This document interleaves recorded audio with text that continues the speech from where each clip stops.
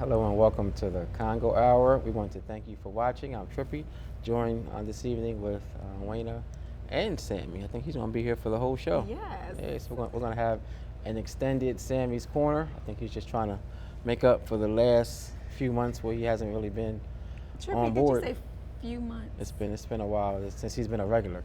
So I think he's just trying to he's just trying to redeem himself, and I'm glad he is. People have been looking for him and writing in and calling in and doing pretty much everything to get him back here. So he's here. He's going to share some of his wisdom with us throughout both of our interviews. And who's coming on? Actually, he picked the perfect Sunday to be apart from 8 to 9. First, we have Tony Allen. He's going to be our first guest. And he's going to come on to talk about education. All right. And then we have the dynamic duo coming on. That's Pastor Curry and Dr. Donald Morton. And they're coming on. Well, everybody's been watching. I mean, they've been flooding the airways all day. Have you seen them? So they're coming on to talk about the same thing they've been talking about all I know you hate that. all day.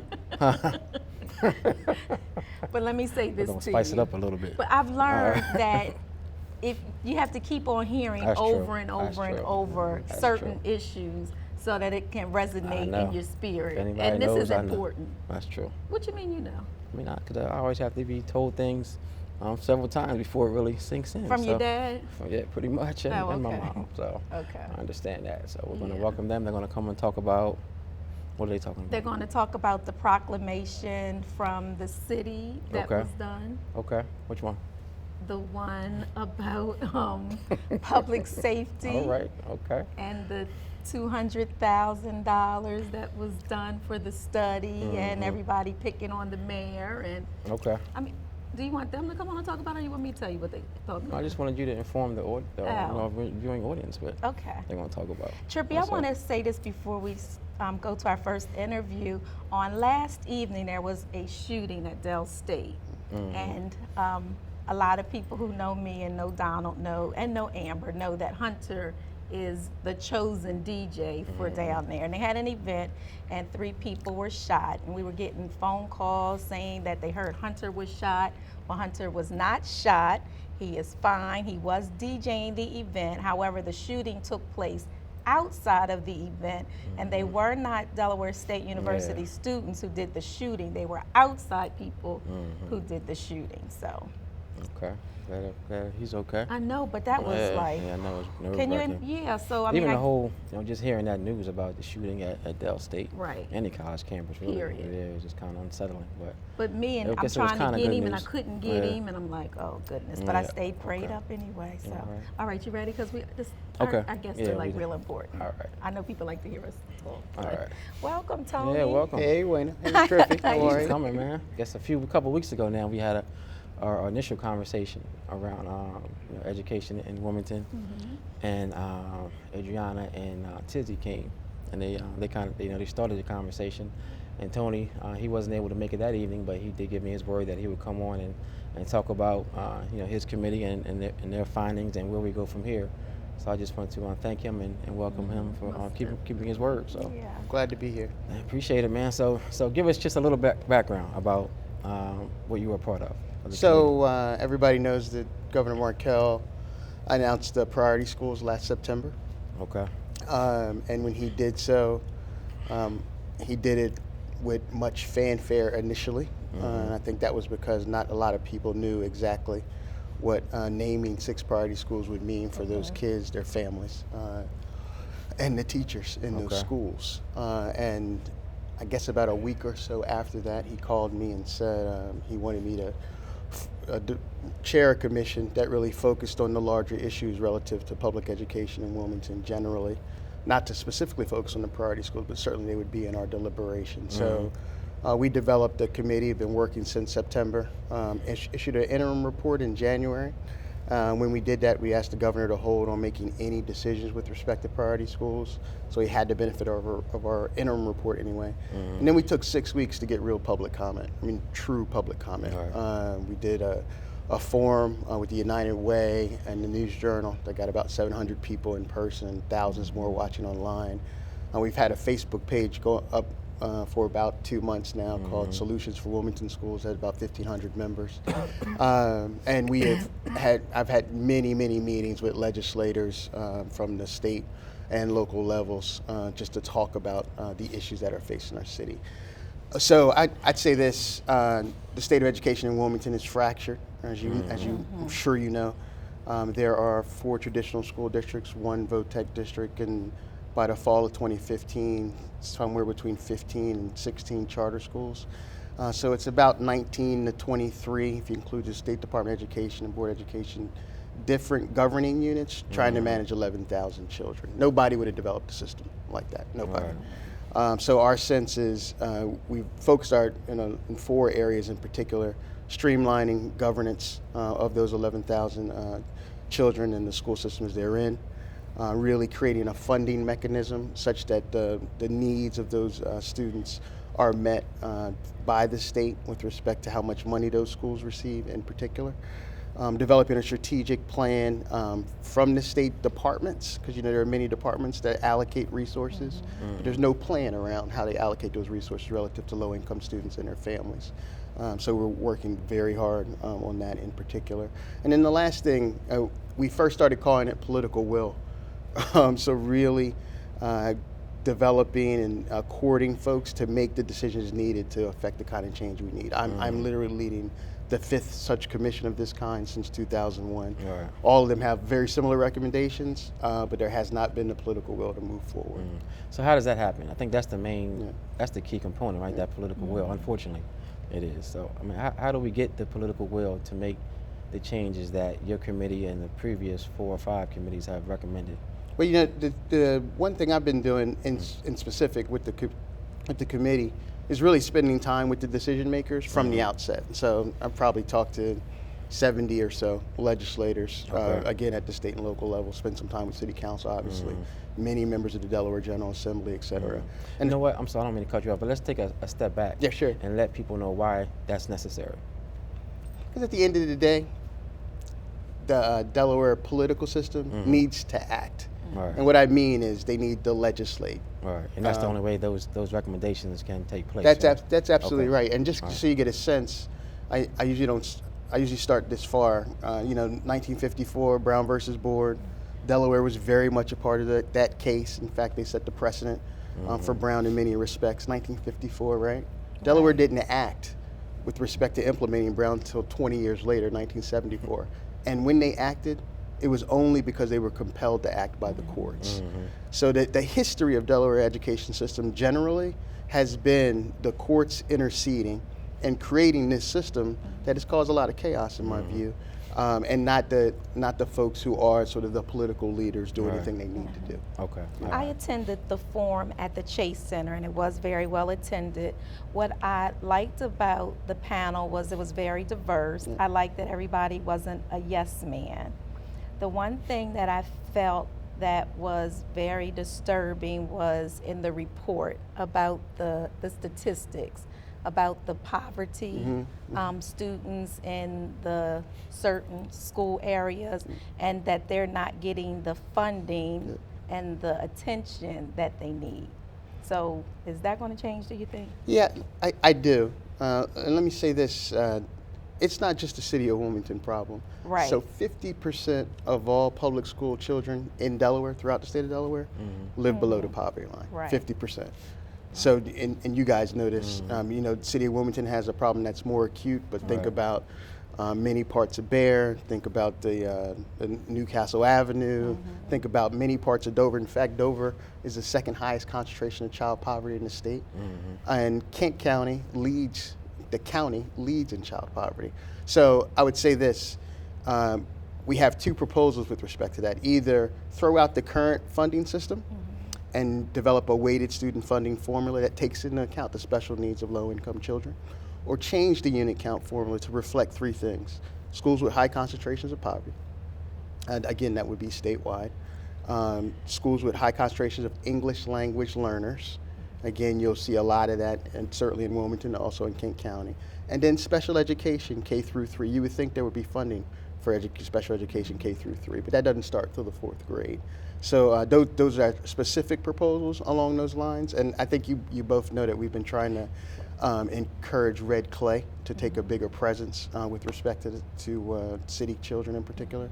And they have said to us, look, we will not do that without funding. I've said back to them, we agree. So this is not just about changing district lines for the sake of district lines.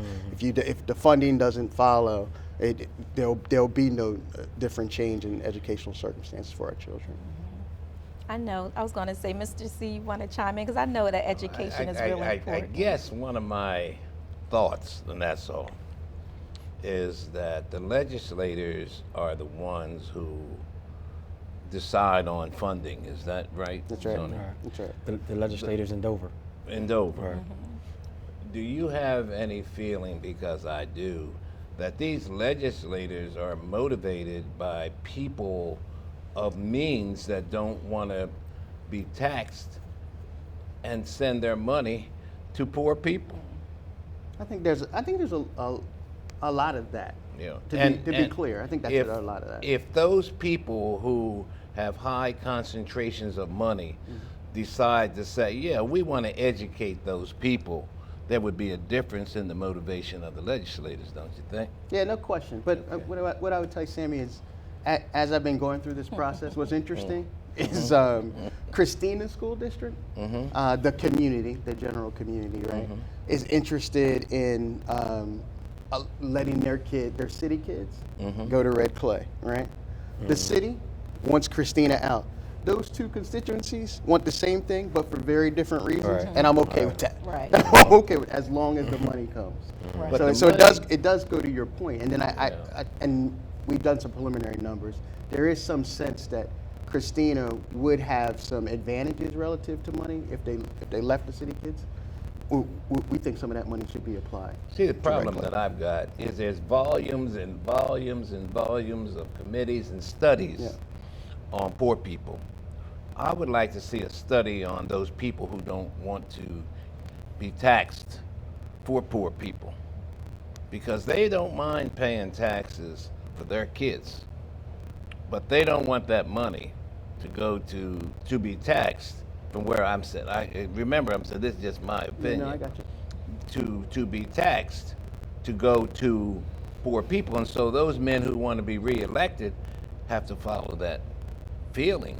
I think that's just my opinion, and they're not saying that we want to give everybody an equal chance, because if that was true, then all the budgets for even the poor areas would be the same as those of the rich areas, wouldn't you think? That is true, but I would say this: there are, and Trippy knows this as well, there are billions of dollars at the state level that if you reallocated them in a different way, you could, without one additional tax, That's my thing. you could see measurable change, and that is also in our report as well. So we are going. I would just say this: we're going down sort of both roads, recognizing that there are some high hurdles, but we have to begin now. I mean, we're talking about 60 years of inertia, and I do think there's a little bit of momentum that can start this process now. So where is the process now? April, May, and June are big months for us. We got 4 bills we need to pass. The first is redrawing the lines, giving the state board the authority to do that. The second is with respect to weighted student funding, make sure the funding follows whatever plan comes on. The third one, you know Trippy really well, the city, there's a city think tank led by Council President Gregory that is really trying to build an Office of Public Policy and Education in the city of Wilmington. There was one before, actually, that we think served the city well. We want that office, we endorsed the design, and we want that office back. We want it to be led by the city. We think an office like that could do lots of things, including student advocacy, parent engagement, and community mobilization. And then the last piece, which I'm certain is going to get done, is to develop an ongoing commission in code, in Delaware law, to make sure that the recommendations in the report actually get implemented. So there is this mechanism of sort of oversight and accountability sort of once my advisory committee goes away. Okay. So you said that the next 3 months are really important. Yeah. How can people who are watching just want to be a part I guess, of the movement almost? How can they help? Well, there are a couple things we do. We meet every Monday, Okay. usually at a school. We have good attendance from the broader community, and we welcome that, actually. If you want to watch in particular sort of the activity as it unfolds, and you're on Facebook, jump on Facebook. Again, we got 1,500 people sort of that watch that work pretty What is the regular. Facebook page It's again? called Solutions for Wilmington Schools. Okay. And then we're continuing to go around the community and have sort of small groups like this, actually, because we think that's important. But also using some nonprofits who are interested in bringing some people together as well. So there will be a moment where we'll be asking folks to call their legislators in specific as we develop these bills and get them in the hands of the folks that will sponsor them. But right now, we want everybody to be educated and aware of the issues. I didn't hear you mention, and you may have, and it may have just went past me. Are you involving the parents of these children in any type of focus group to hear what they have to say? Yeah, Wayne, one of the things we missed in our interim report was a healthy discussion about parent engagement. It wasn't intentional in our regard, but it was a miss. And lots of parents told us that, by the way. So we have spent a lot of time trying to get directly to parents to make sure that they're very, very engaged. In fact, we have a couple that serve on the committee, but we're trying to do some special things. That's why I say the smaller groups are important for us to spend time with them in specific. Okay. I guess it's one thing for us to be able to call, those of us who live in Newcastle County, to call our legislators. But how do we get the legislators who are in Kent and Sussex County? You think that's possible for them to kind of feel what we feel? Like or do we? I don't know. I just don't see them caring enough. It's a good question. I would say this though, what we've tried to highlight just by the facts is that you got poor kids too. Right. You know what I'm saying? So again, Right. Dover, second highest concentration of childhood poverty. Kent, highest from the county's perspective of childhood poverty. Okay. And that's actually resonated in a way that I think people just didn't have a sense of. And I feel like we've gotten some good momentum from that perspective. So particularly on the funding issue, that particular bill, would not just serve city kids, right? Serve city kids would benefit, would be across the state. And I think that has a lot of appetite for folks who might not think as much about Wilmington, but do think about their constituencies and their local jurisdictions. Do you know when those bills are going to be voted on? We're looking for sponsors and all that stuff now, but hopefully we'll be beginning to introduce those in mid-May. Okay. And I expect that it'll go through a process that'll take us some time to late May to early June. Okay. And I'd love to come back and tell you all about them when they're formal. Okay. All right. Yeah, we appreciate that. Yeah. Any other points you want to get across to them? Thank you for having me. Right. These kinds of venues are really important for us to extend our message. I just continue to tell folks that, after 60 years of political leadership, particularly at the state level, really not doing the thing that they need to do relative to providing what is a fundamental right for all students. It is now time for us to act, and I'm committed to seeing this forward in a big way, and I'm going to need everybody's help. How fair do you think it is that, just like you said, like the legislators haven't done what they're supposed to do, in my opinion at least, but then on the other end, they blame the schools? How can they not provide the type of funding that they were supposed to provide, and then say we have all these failing schools? Like, what do they expect? In the last 8 months, 10 months, I've been in a lot of schools, obviously, right? And guess what? Those teachers are working real hard with limited resources, to your point. And different direction all the time. Like there's always a new program, a new idea they have to focus on, et cetera, et cetera.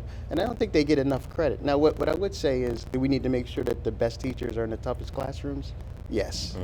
But to your point, a lot of that comes with requisite resources. And then once you give those resources to, whether it's Red Clay or Colonial, Christina or Brandywine, you got to hold those folks accountable.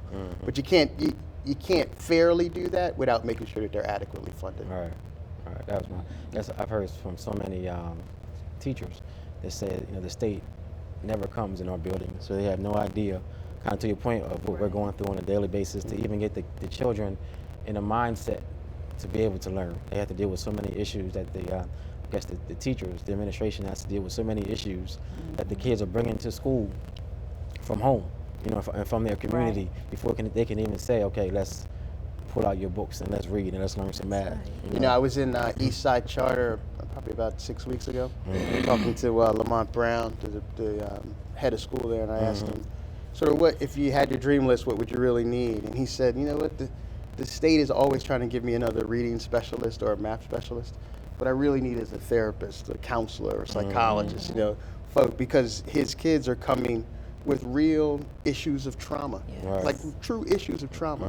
And, you know, when you do that in a lot of schools, they don't have those resources, so they kick those kids out. But if you have that kind of support in the schools, sometimes you can stabilize that child in the moment, not have to kick him out of the school, get him ready and put him back in the classroom.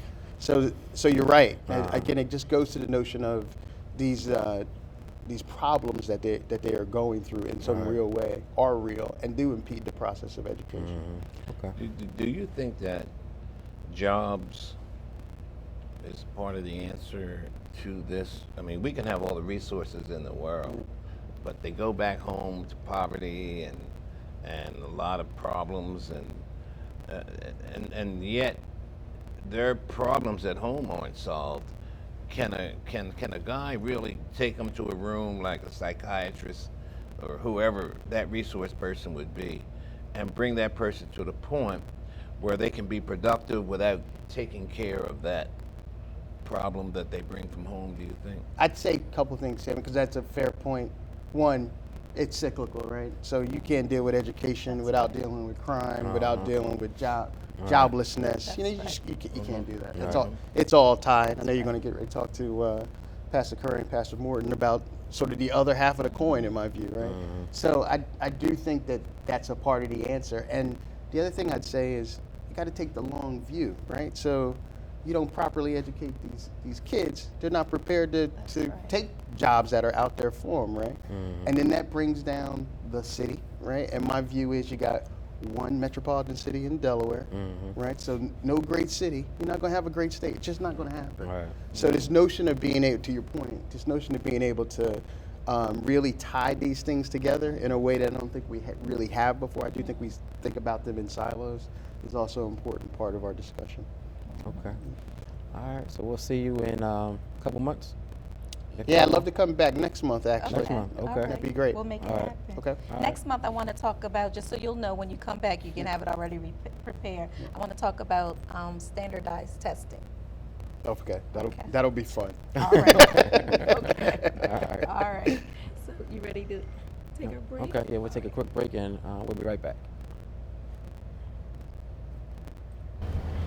Good evening and welcome back to the Congo Hour. Before we go into our next interview, Trippy, once again, I want to publicly appreciate you for your hard work at council. Oh, thank you. I watched you on television All right. during Parks and Recs, and your questions that you asked were very good questions that Appreciate needed to that be one. asked. So Thank you very much. You're welcome. I'm glad you were watching. It's good to be involved. Most definitely. Yep. Yeah. So.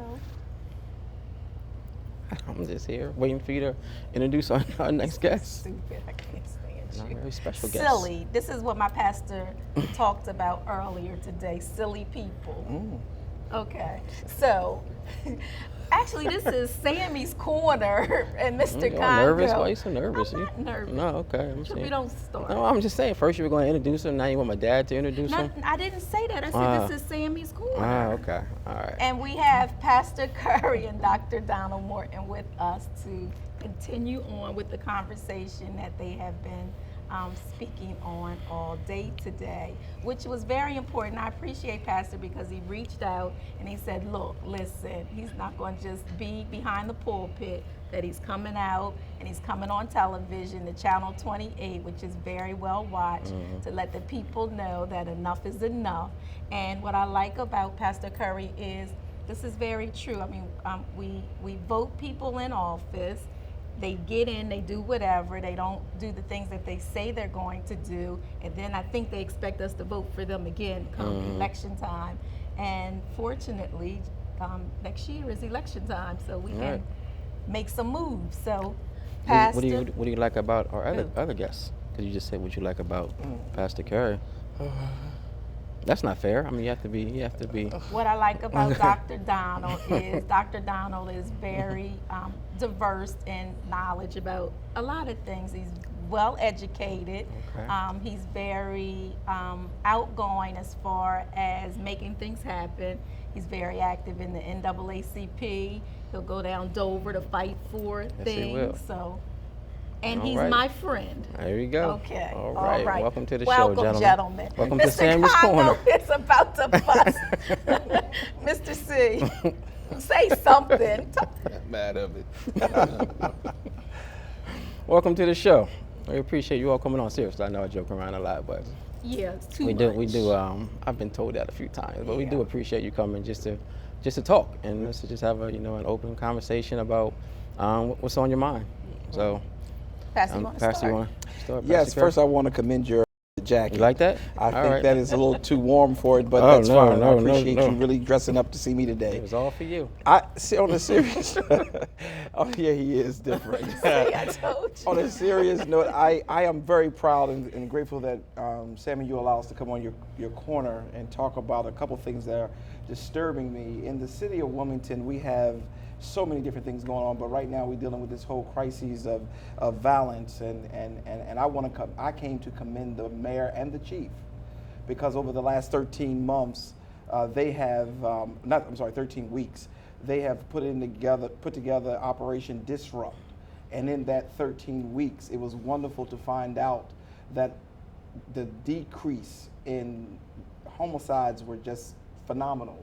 And I appreciated that, because the way the report came out, it was received as if nothing was going on until the report came out. But we did have a Chief Cummings, as well as the mayor and others, who worked very, very hard to try to solve some of the ills that were going on with this whole crime. And I came to make sure that the mayor and those who are for what is right know that there is support out there, because there was one group who came out and said that the mayor better take the whole report and he needs to do this, that, or the other.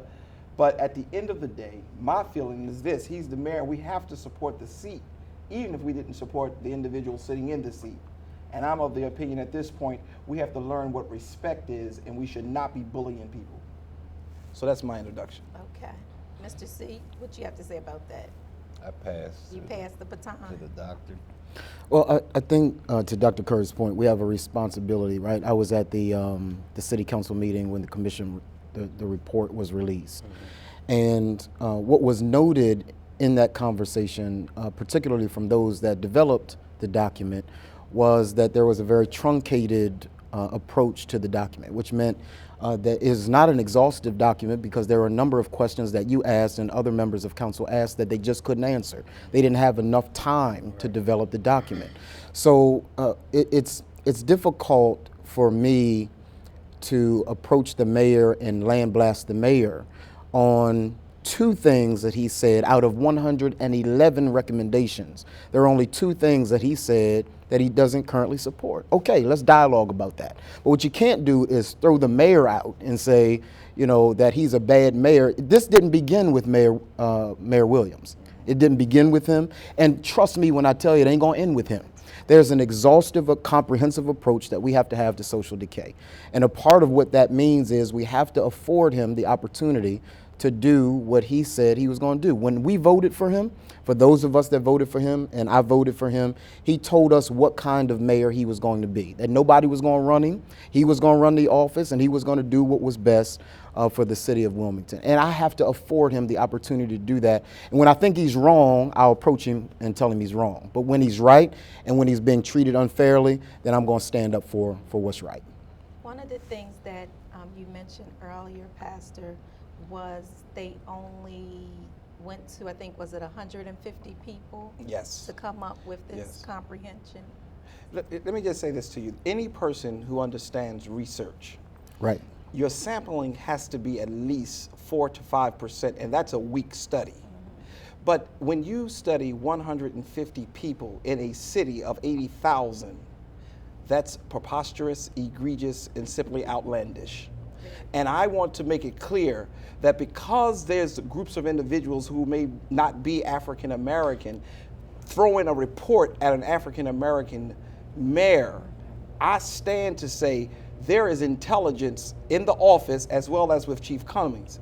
Most of what's in that 200-page document that I read, all of it, Chief Cummings, when I sat with him, was saying a lot of these are recommendations, one, that we are already instituting, and two, that I had given these to this commission.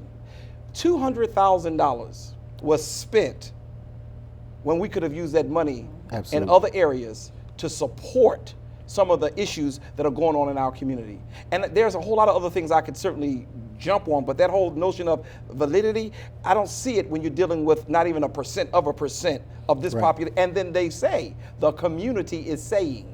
How is the community saying? Did you get interviewed, by the way, Mr. C? No. Oh, you didn't get, okay. He didn't get interviewed neither. So everybody I asked, nobody got interviewed. Right. But it still was 150. I don't know who those 150 Because are. you asked it in the wrong area, maybe. Oh, yeah, You're going to have to drive somewhere else. somewhere else. to Oh, find west out. of 95. Yeah, I guess so. I don't want to get nobody in trouble. Okay. Neither do I. But do you have anything? Yeah, I think I'm usually so against calling in consultants because I think the city spends so much money, too much money on outside consultants coming in to tell us what we pretty much already know. Right. And when I heard the number of 200,000, I was just like, okay, here we go again. Yeah. You know, every budget hearing I kind of talk about how we just spend millions on consultants, and I think that it's just a waste of money. But I do think that the report did bring to light some of the things that need to be addressed in the police department. Yeah. And I don't every time it seems like every time you talk about the police department, everyone just takes it so personally. But the things do have to be addressed, Right. because there were some things in that report that were very disturbing. Yes. And I don't think that can be swept under the rug. Right. I mean, there was something about there was, I think, maybe 9 or 10 officers who all they do are The IT people. right or duties that civilians could do. They have a full-time police officer, and all he does is look for grants. This is a sworn-in Wilmington Police Department. I mean, police officer, and all he does is look for grants. They have a person that all they do is computer maintenance. Like, they don't go on the street. Right. All they do is computer maintenance, and I think that's. I guess I want to take a step back and say that I think that policing is a very, very small percentage of of the big problem, but it does have to be addressed. I think we were talking about earlier, but education is probably 90% of it. Yes. But policing does need to be addressed, and I think that if we can do better, we have to make some people feel uncomfortable if that's what it takes, and just talk about some of the things that are going on within the police department that need to be addressed. If the argument from the other side was consistent with what you just said, we wouldn't be on the show. Right? They're not arguing about those jobs that could be honored by civilian personnel. Because I absolutely agree with you. And neither did Mayor Williams say that the entire report was bogus. That's just not what happened. He mentioned 2 issues out of 111. There was, number one, this notion of having a deputy police chief. The question becomes, where's the money come from? That doesn't make sense. And whether or not an inspector in function, right, can honor that position. That's a fair question, and he better ask the question. My concern with Mayor Williams would have been if he had not asked that kind of question, right? So I think sometimes, to your point, when we hop on the mayor, because he had the audacity to question white folk. That's my issue. And I said it. We had the audacity to question white folk. Then there's a problem because he says, well, I don't want to do this. And nobody asks, well, why, Mr. Mayor? What's the challenge with it, right? So you have the responsibility to have impolite conversations, to your point, around these things that he said are challenges. And kind of see from his perspective and through his lens the reasons for which he is kind of at pause with some of the things that are being suggested. Just 2 of them. And can I add to that, if you watched my show, which you do not, your mom do, and your dad, but you don't. I made it very clear. I turned them on to it. You turned them on to it? Yeah, Okay. see He's a jokester. But I made it very clear on my show that it is a good report. But I also shared, do not forget that the mayor has been grieved more than any mayor in our history. The mayor has been sued by the police department individuals more than any other mayor. Why? Because he understands there are issues going on within the police department that should not be, and he's shaking up, moving some stuff around, and they are resisting. So I don't think it took them to come in, just to be a little contrary to your comment, I don't think it took them to come in to show us what we need to correct. Oh, not at but all. I do believe that the policing needed some work.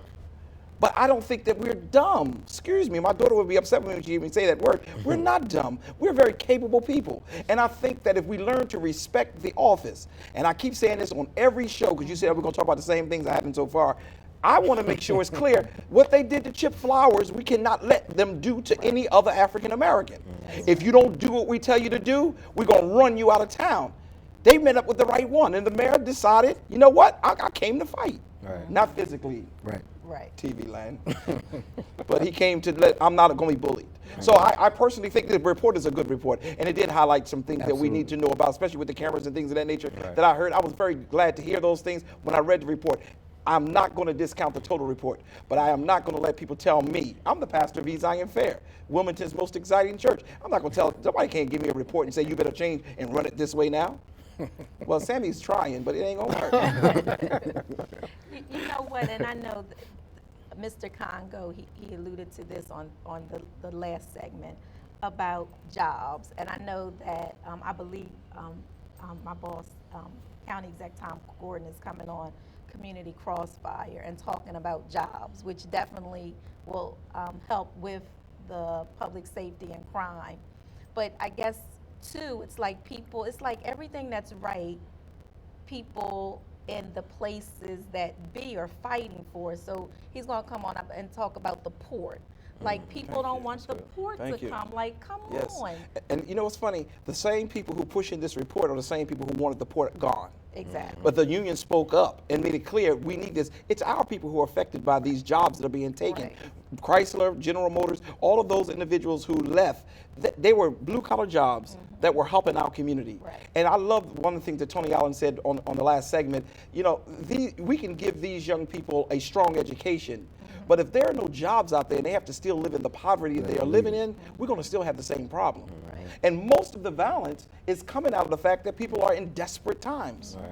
And they're doing desperate Right. things. And I One of think, the- I'm sorry, Go ahead. about the education thing, like everybody does not want to go to college to go on to do other things. So there are people that need to be able to come straight out of high school and go to the port. But look at the and last work and make good generation. money. The last generation, that was that generation. I have people That's in my congregation who worked at Chrysler for 30 years, Right. right out of high school, doing very well for themselves right now. Everyone does not want to go to college, but we should be able to have an opportunity for them to use or to work at some of those blue collar places. So I agree. One of the And things that's in the, truthfully, it has to be, even if they decide not to, it has to be accessible, right? So the opportunity should be there to do whatever they want to do and make productive citizens out of themselves. One of the things that we have to address also, I think, is the pay of the police officers. I think they said that I think we're one of the lowest in the top lowest in the region. Yes. The top five in the lowest 5% of the region as far as police officers, and they get paid less than the county. I think it's 7,000 less than the county, Yes. 12,000 less than the state, and they have the most dangerous job, in my opinion. They're out there dealing. They deal with urban communities, and the county necessarily doesn't as much as they do, and the state doesn't. So somehow that definitely needs to be addressed, because that's definitely probably a morale issue, because we have so many officers who are leaving monthly, to go to the county and go to the state. Once the city trains them, the county and the state, jump on them and get them. And you can't blame them for leaving, because we don't pay them as much as we should. I'm not sure if that's addressed just within the city, or if the state needs to look at and it how could be we. because the county is an awesome place to work. Anyway. But I also would like to add to that maybe if we look at the overtime budget and say Right. with the new class coming out, we will have ample amount of personnel or police officers on the street, and we could take some of that overtime budget and increase their pay to a level. I'm not, ecologist, so I can't really get into the details of it, but there's a simple way to even probably, not simple, but another way to probably handle that, and I do believe they should be paid better than they've been paid. Definitely. I really do. I mean, I have a, go ahead. Also celebrate the mayor and the chief for the most diverse class that has ever Yes, come through the yes. police department. I had an opportunity to speak before them about community policing and what we feel about the police, and to see as many ladies and African Americans and Hispanics on the force coming through, I think is notable. Yeah, it is. Also, I guess there's you get both sides of that story. There's some people who love it, who love the idea, but some people were a little wary of it because I think there were around 16 or 18 females who were on it in the current academy. So they're saying they need more male? Right, just because of the type of job that it, the job that it is. Be careful.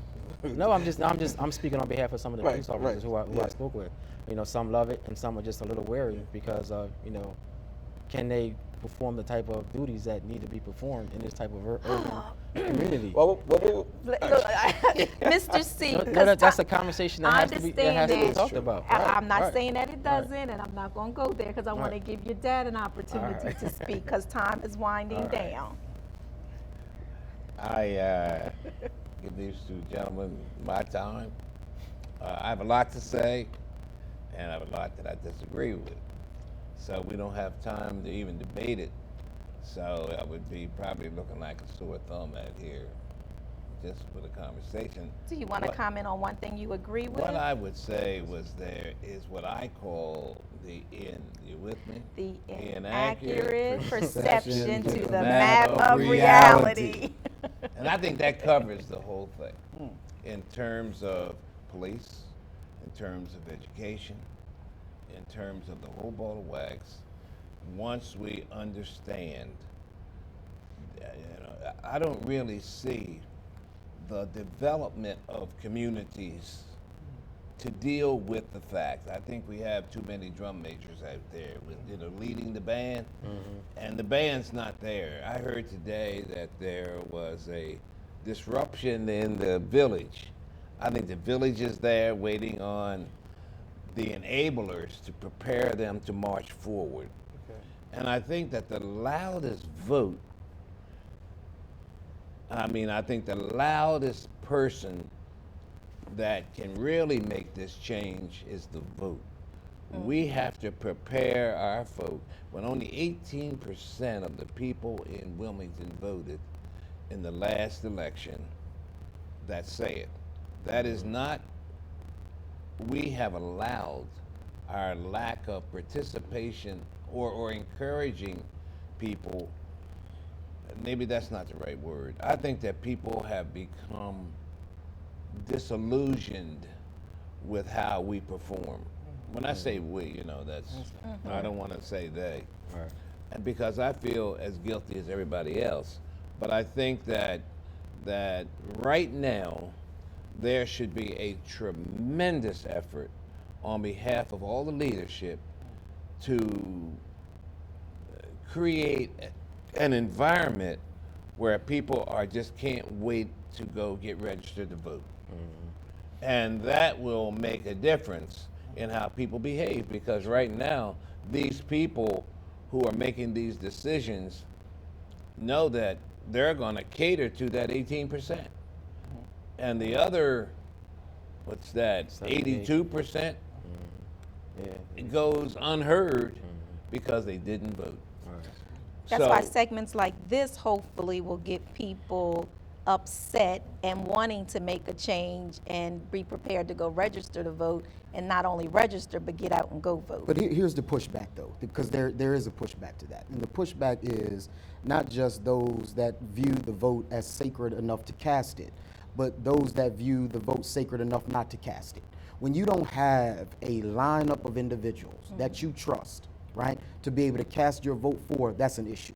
It's also an issue, to your point earlier, when you've voted someone in that does the exact opposite of what they said they would do on the campaign trail. So a part of our responsibility and what we're doing even with the complexities of color is developing a legislative report card. So we want to know, this is what you said. We voted for you based on what you said, and then this is what you did.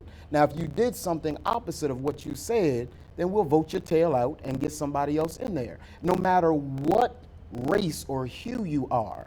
Because I think, and one of you guys said it, we have this response to black people that is different than we have to white people. And we have a responsibility to hold black people accountable the same way that we would white people accountable. Well, what I believe is there's too many people who say, I deserve that position, instead of the voters saying, this is the person that we want to represent them. Once that gets into place, you'll get a different reaction, response, or whatever you want to call it. But what can they do if both of the candidates aren't who they want? Right. That's the point. That's exactly the point. So what they have to do, so what we have to do is to create an environment in Wilmington where people do their own choosing. Absolutely. You know, and that's why I came on your show. Absolutely. You know why? You know why I came on his show, not your show? Because of me. No, trust me. But really, because the grandfather has spoken, and that is the truth. We need to get voter registration up, because whenever this country experienced real change is when the people were voting. So that means it becomes my responsibility as one of the young sons of this place to go ahead and let's get this voter registration started and get people out there to vote, and by all means, getting them out to vote. Because then what that does is that we have the power. That's and right. we'll let Sammy Congo fund it. That It'll be is a volunteer. volunteer. This is a really good conversation. Yeah. I wish we had more time. Maybe you guys can come back in a couple weeks just to kind of continue. I think that we need Okay. almost the whole show just Okay. to talk about what we were talking about. Yeah, I That agree. important. See, I want to say one more thing, Trip. All right. That men like this should be considered more enablers than the ones that's carrying the stick. We should send somebody else out there with the stick, because any one of us can leave it any day. But when we have a trained group of people who, no matter who falls, will be able to carry the bloodstained banner, Okay. then we'll be. Oh, he knows the word. Sir. Mr. Congo knows the word. Renewed my faith today. I wish I had $1. All right. Well, we do have to. Unfortunately, we have to take another quick break in this segment. But Yeah, hopefully, you guys can come back on. Thank you. I'll make it And happen. we'll have an hour just to kind of have this open forum, open conversation. Okay. All right. We should take some callers next time too. Okay. All right. All right. We're gonna take a really quick break, and Wayne will be right back with our funeral announcement. No, Trippy will be right back with our funeral. That's right, because you have to go because. Oh, Jesus. Hey, we'll Trippy. be right back. No.